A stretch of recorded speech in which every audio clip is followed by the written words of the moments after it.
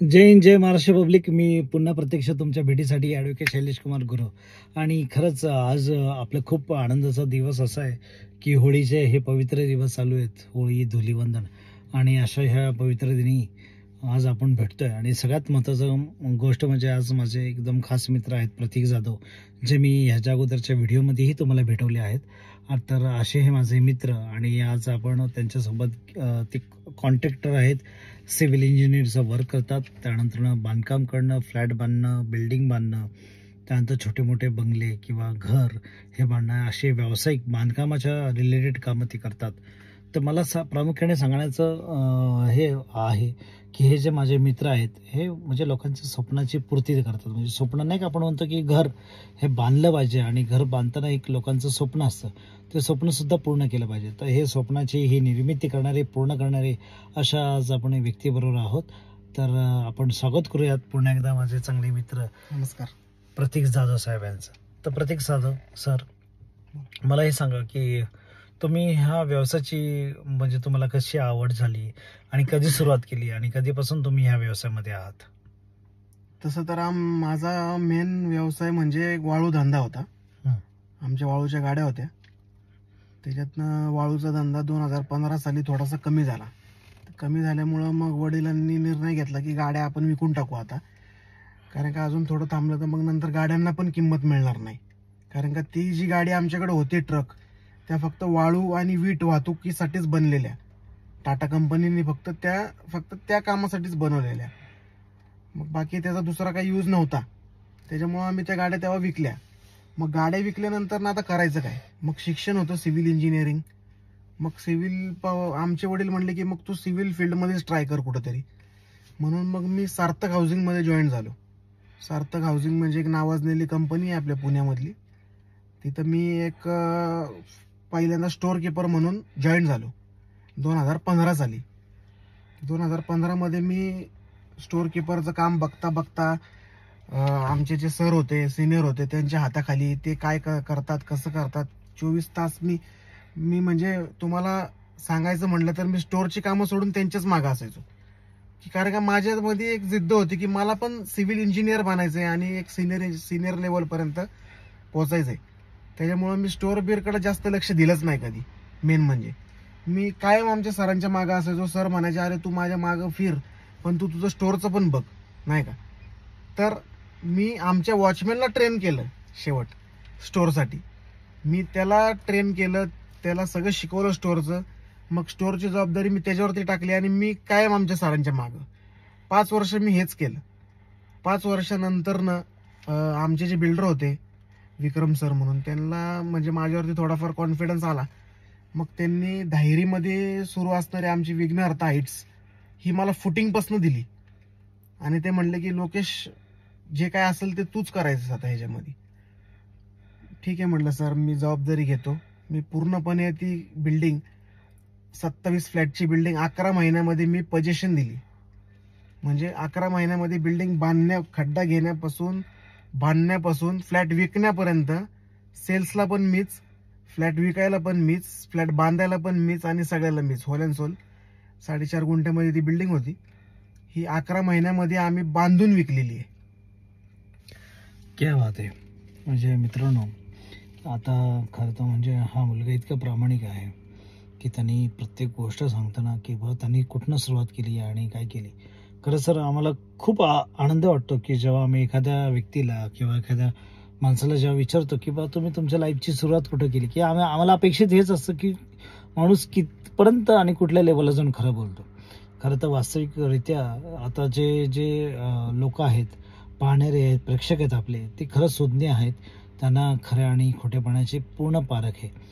तर मित्रांनो, की खरंच हा एक म्हणजे कमी असं म्हणू की आपण की चांगला ट्रेंड झालेला, की ज्याला माहिती आहे की सुरुवात इमारतीची असू दे किंवा बंगल्याची असू दे, कुठून करायची किंवा काय करायची, कुठनं सुरुवात करायची. बरं ठीक आहे सर, सगळ्यात महत्त्वाचा हा विषय की जेव्हा तुम्ही तुमच्या सरांबरोबर तुम्ही राहिला, नाही का, लोकेश हे तुमचं दुसरं नाव आहे का? लोकेश माझं खरं नाव आहे.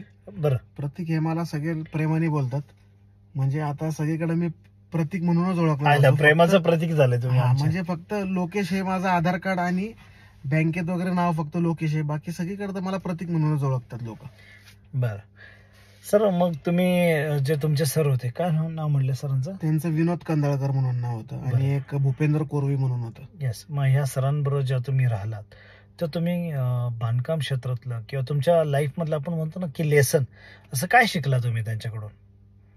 मी एकदम बेस्ट गोष्ट त्यांच्याकडनं शिकलो की जेव्हा आपण खड्डा घेतो, म्हणजे बिल्डिंगची सुरुवात सगळ्यात पहिली की ती कुठनं करायची, ती किती फुटापासून करायची, की ती कुठल्या ग्रेडला थांबली पाहिजे आणि ती कुठल्या ग्रेडपासून चालू झाली पाहिजे, ह्या सगळ्या बेसिक गोष्टी मी त्यांच्याकडनं शिकलेलो आहे.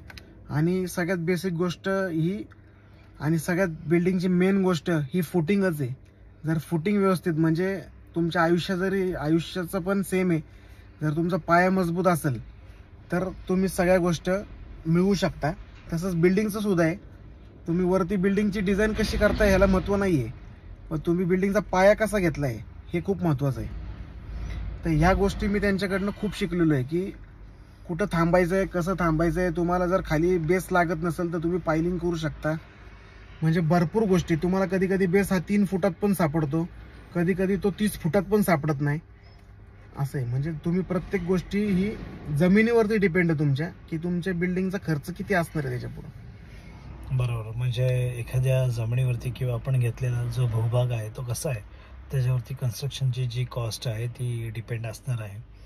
बरं सर, म्हणजे सगळ्यात महत्त्वाचं अजून आहे की एखादा जर सर्वसामान्य व्यक्ती आहे ज्याचे खरंच ऐपत नाही आणि कमी पैशामध्ये त्यांनी जर त्याचं घर बांधण्याचा त्यांनी जर निर्णय घेतला, त्याला एक छोटंसं घर बांधायचं आहे, जसं आपण म्हणू की खाली छोटंसं एक बैठी घर, त्याच्यावरती अजून एखादा मजला किंवा खाली पार्किंग आणि एखादा मजला.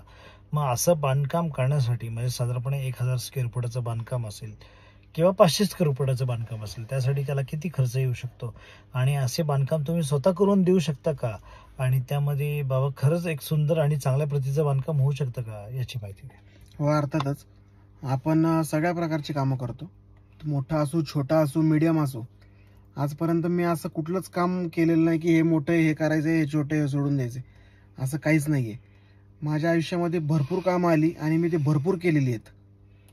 तर सर्वसामान्य माणूस म्हणजे जी परिस्थिती नाहीये आणि त्याला स्वतःचं घर बांधायचंय, जर समज त्याला 1000 स्क्वेअर फूटमध्ये घर बांधायचंय आणि त्याची तात्पुरती आत्ता परिस्थिती नाहीये की ते स्लॅबचं घर बांधायचंय आपल्याला, कारण का जर ते स्लॅबच्या घराला गेले तर कमीत कमी त्यांना 12 लाख रुपये हा खर्च येणार आहे 1000 स्क्वेअर फूटला. पण तेच जर ते लोड बेरिंगमध्ये गेले तर त्यांचा खर्च कमीत कमी 4 लाख रुपये उतरणार आहे आणि तो 8 लाखावरती जाणार आहे.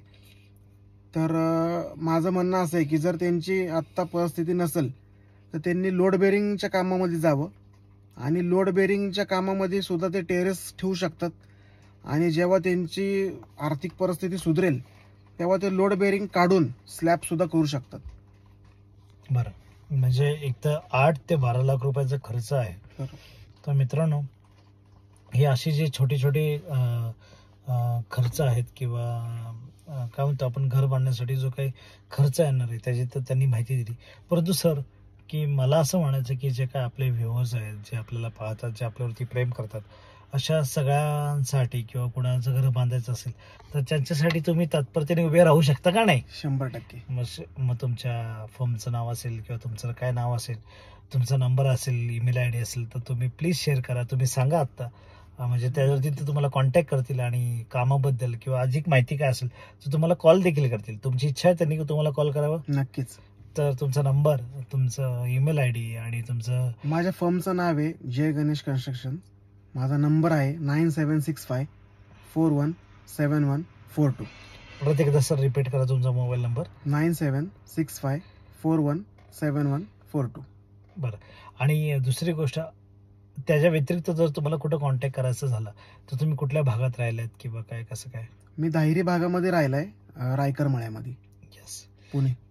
तर सर, हे आपल्या सगळ्यांना जनसामान्य लोकांमध्ये उठणारे बसणार आहेत आणि जसं मी मगाशी म्हटलं त्याप्रमाणे ते माझ्या सोसायटीत राहणार आहेत. त्यामुळे तुम्ही मला जरी सांगितलं तरी मी त्यांना संपर्क करून देईलच.